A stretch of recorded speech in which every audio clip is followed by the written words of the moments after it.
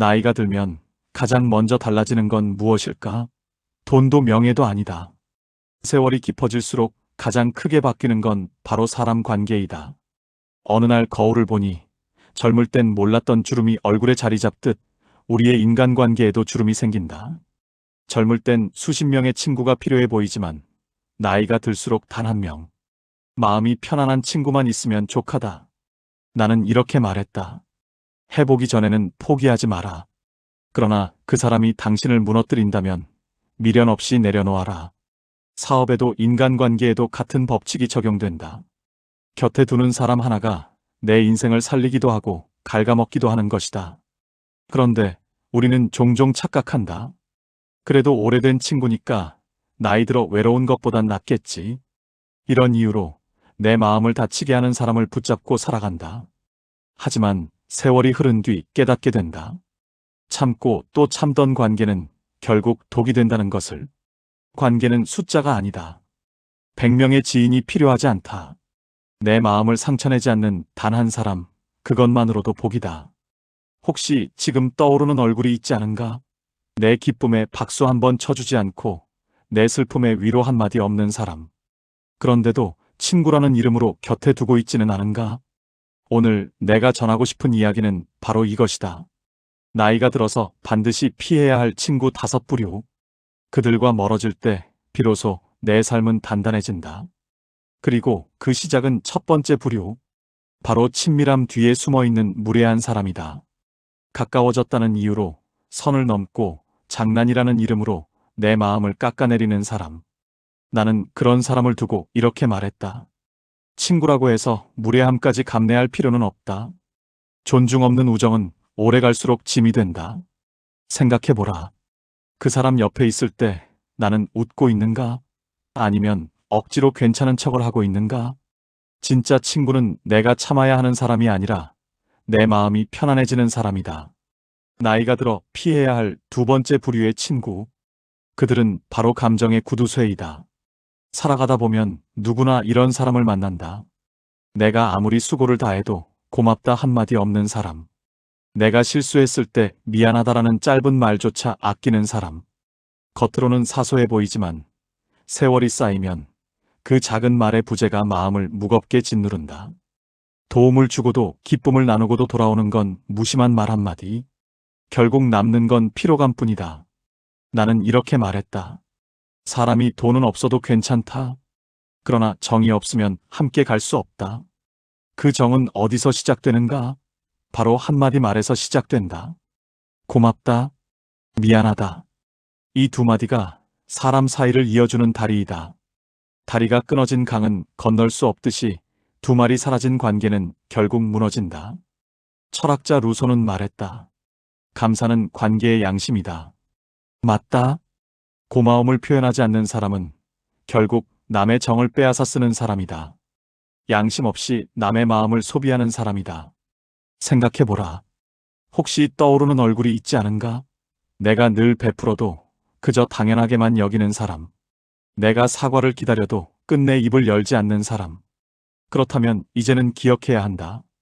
감정의 구두쇠와 함께하는 삶은 결국 내 마음을 헛되이 소모하는 일이다. 그 작은 말이 내 삶의 무게를 가볍게도 무겁게도 만들기 때문이다. 진짜 친구는 내 마음을 당연히 여기지 않는 사람. 고맙다. 미안하다를 아끼지 않는 사람이다. 세 번째로 피해야 할 사람은 바로 질투로 얼룩진 친구이다. 살아가다 보면 내 기쁨을 진심으로 축하해주는 사람이 얼마나 드문지 깨닫게 된다. 겉으로는 웃지만 속으로는 내 성공을 불편해하는 사람. 칭찬 한마디를 아끼고 오히려 내 성취를 깎아내리는 사람. 어느 날 한 사람이 회사에서 큰 상을 받았다. 그는 기쁜 마음으로 친구에게 전했다. 그런데 돌아온 대답은 이랬다. 요즘은 그런 상 다 돌려가면서 주잖아. 그거 받는다고 뭐 달라지냐? 그 순간 마음이 철렁 내려앉는다. 내가 잘못한 것도 아닌데 왜 이렇게 초라해지는 걸까? 바로 그때 깨닫는다. 내 기쁨을 함께하지 못하는 사람은 결국 내 행복을 시기하는 사람이라는 것을. 하버드 심리학 연구에 따르면 친구의 성공 소식을 들었을 때 질투 성향이 강한 사람은 뇌에서 분노 영역이 활성화되고 스트레스 호르몬이 솟구친다고 한다. 겉으로는 미소를 지어도 속으로는 독을 삼키는 것이다. 나는 말했다. 사람은 어려울 때보다 잘 될 때 더 조심해야 한다. 내가 올라갈 때 박수 쳐줄 수 있는 사람. 그 사람이 진짜 친구다. 나는 수많은 사업을 일궈내면서 질투하는 사람은 멀리하고 작은 성공에도 함께 웃어주는 사람을 가까이 두었다. 그것이 나를 지키는 지혜였던 것이다. 철학자 쇼펜하우어도 이렇게 말했다. 질투는 마음을 갉아먹는 독이며 그 독은 침묵 속에서 가장 깊이 퍼진다. 질투는 드러나지 않을 때가 많다. 하지만 오래 쌓이면 결국 내 마음까지 병들게 한다. 생각해보라. 내가 좋은 소식을 전했을 때 그 사람이 진심으로 기뻐했는가? 아니면 어딘가 불편한 기색을 감추지 못했는가?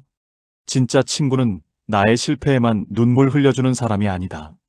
내 작은 기쁨에도 큰 성취에도 함께 웃어주는 사람이다. 네 번째로 피해야 할 친구는 늘 부정적인 기운을 퍼뜨리는 사람이다. 살아보면 알게 된다.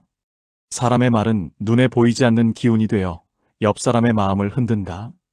희망을 말하는 이와 함께 있으면 내 안에 불씨가 살아나지만 늘 부정적인 말만 쏟아내는 이와 함께 있으면 내 가슴의 불도 꺼져버린다. 나는 이렇게 말했다. 어려움이란 늘 있는 법이다. 그러나 그 어려움을 이유로 멈춰서는 사람과 함께라면 결국 나도 멈춰서게 된다. 나는 언제나 해봤어라는 말을 입에 달고 살았다. 불가능해 보이는 일도 도전하게 만드는 힘. 그것이 바로 긍정의 언어였다. 반대로 늘 안 된다. 소용없다. 그만두자. 이런 말만 내뱉는 사람은 내 삶의 엔진에 모래를 뿌리는 존재와 같다. 생각해보라. 내 옆에 있는 사람이 늘 문제만 말하는가? 아니면 해결책을 함께 찾으려 하는가? 그 사람은 내 두려움에 기름을 붓는가? 아니면 내 용기에 불을 붙이는가? 철학자 에머슨은 이렇게 말했다. 당신 곁에 어떤 사람이 있는가가 당신의 인생을 결정한다. 부정적인 친구와 함께 있으면 결국 내 삶도 부정적인 궤도로 흘러간다. 나는 수많은 난관 앞에서도 늘 희망을 말하는 이들을 곁에 두었다. 나는 알았다. 말은 씨앗이다. 그 씨앗이 자라 내 인생의 숲을 만든다. 이것이 나이가 들수록 기억해야 할 지혜. 부정적인 말로 나를 갉아먹는 사람은 멀리해야 한다는 것. 내 인생에 남은 시간을 어두운 그늘 속에 두지 않기 위해서이다. 마지막으로 나이가 들어 반드시 피해야 할 다섯 번째 부류의 친구는 책임을 회피하는 사람이다. 살아가다 보면 책임을 지지 않으려는 사람들이 있다. 잘못은 언제나 남 탓, 실패는 언제나 환경 탓, 그리고 약속조차 지키지 못하면서도 당당하게 웃고 있는 사람들. 이런 사람과 오래 함께하다 보면 내 삶까지 그 무책임의 그림자에 물든다. 결국 약속을 가볍게 여기게 되고 나조차도 내 말의 무게를 잃어버리게 된다. 나는 늘 강조했다. 책임을 지지 않는 사람은 성공을 얻을 자격도 없다. 나는 어려서부터 가난을 핑계 삼지 않았다. 쇠스랑을 메고 논밭을 뛰어다니며 이 고생도 언젠가 내 자산이 된다는 신념으로 살았다. 그 신념 속에는 늘 책임이 있었다. 사업을 하면서도 마찬가지였다. 위기가 닥치면 누구보다 먼저 책임을 지고 나섰다. 내가 한 선택이니 내가 감당하겠다. 이런 태도가 사람들을 움직이고 신뢰를 쌓고 결국 거대한 현대를 세워 올렸다. 반대로 책임을 회피하는 친구는 어떤가? 늘 나를 곤란에 빠뜨리고 내 삶의 기둥을 흔든다. 그 사람 옆에서는 절대 단단해질 수 없다. 생각해보라. 혹시 떠오르는 얼굴이 있는가? 늘 빌려만 가고 약속은 지키지 않고 그럼에도 친구니까라는 이유로 계속 곁에 두고 있지는 않은가? 이제는 결단해야 한다. 내 인생에 남은 시간을 책임 없는 사람과 나눌 수는 없다. 책임을 함께 짊어지고 함께 걸어갈 사람만 곁에 두어라. 그게 결국 당신의 삶을 지키는 길이다. 이제 우리는 묻지 않을 수 없다. 그렇다면 나이가 들어 곁에 두어야 할 사람은 누구일까? 나는 늘 말했다. 사람을 잘 두면 천길 낭떠러지도 다리 놓듯 건너고 사람을 잘못 두면 평평한 길도 끝내 넘어지게 된다. 곁에 두어야 할 첫 번째 사람은 존중을 아끼지 않는 친구이다. 내가 어떤 자리, 어떤 상황에 있든 나를 한 인간으로 대우하는 사람.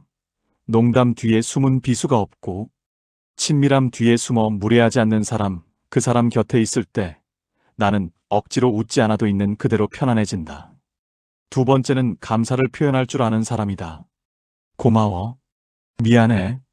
이 짧은 두 마디가 얼마나 큰 힘이 되는지 나이 들어서야 깨닫는다. 나는 말했다. 돈이 없어도 괜찮다. 그러나 정이 없으면 함께 갈 수 없다. 이 정은 말에서 시작된다. 그 한마디가 내 지친 마음을 다시 일으켜 세운다. 세 번째는 내 기쁨에 함께 박수 쳐줄 수 있는 사람이다. 내 작은 성취에도 눈빛이 반짝이고 내 성공이 그들의 자존심을 건드리지 않는 사람. 그와 함께라면 내 행복은 더 크게 자란다. 나는 늘 말했다. 내가 잘 될 때 진심으로 웃어주는 사람. 그 사람이 평생 친구다. 네 번째는 긍정의 언어를 쓰는 사람이다. 어려움 속에서도 해보자. 길이 있을 거야 라고 말하는 사람. 그의 말은 내 안에 두려움을 녹이고 새로운 용기를 심어준다. 그 곁에 있으면 내 인생도 도전으로 물든다.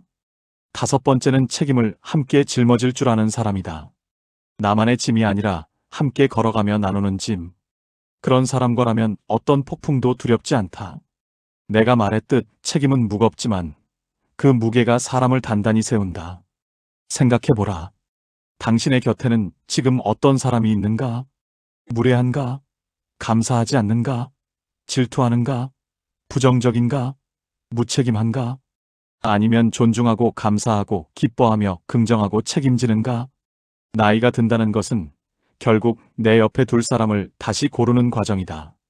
나의 삶 속에서도 곁에 두는 사람을 고르는 기준은 분명했다. 나는 젊은 시절 한푼이 아쉬운 막노동판에서도 늘 책임감 있는 동료와 함께하려 했다. 땀을 흘릴 줄 모르는 사람, 남의 목만 노리는 사람과는 절대 멀리 가지 못한다. 이것이 나의 평생 지침이었다. 현대건설을 일궈 나갈 때도 마찬가지였다. 수많은 프로젝트 앞에서 안 된다. 힘들다를 외치는 목소리도 있었지만 나는 언제나 해봤어라는 질문으로 답했다. 나의 곁에는 늘 두려움보다 도전을 택하는 사람들이 있었다. 나는 말했다. 내 옆에서 할 수 있다라고 말해주는 단 한 사람이 100명의 비관론자보다 낫다. 실제로 나는 큰 위기를 맞이했을 때 수십 년 알고 지낸 지인들 중 일부를 멀리했다. 그들은 늘 불평만 하고 위기 때마다 책임을 피했기 때문이다. 대신 나는 신뢰할 수 있는 젊은 인재들을 가까이 두었다. 비록 경험은 부족했지만 그들은 책임을 두려워하지 않았고 긍정적인 언어로 서로를 북돋아 주었다. 이 선택이 결국 현대를 살려냈다. 나는 깨달았다. 사람은 오래 아는 것이 중요한 게 아니다. 나를 일으켜 세우는지가 중요하다. 여기서 우리는 다시 묻는다. 당신 옆에 있는 사람은 당신을 지치게 하는가? 아니면 일으켜 세우는가? 세월이 깊어질수록 관계는 선명해진다. 남는 건 화려한 명성이 아니라 내 마음을 단단히 지켜주는 단 몇 사람이다.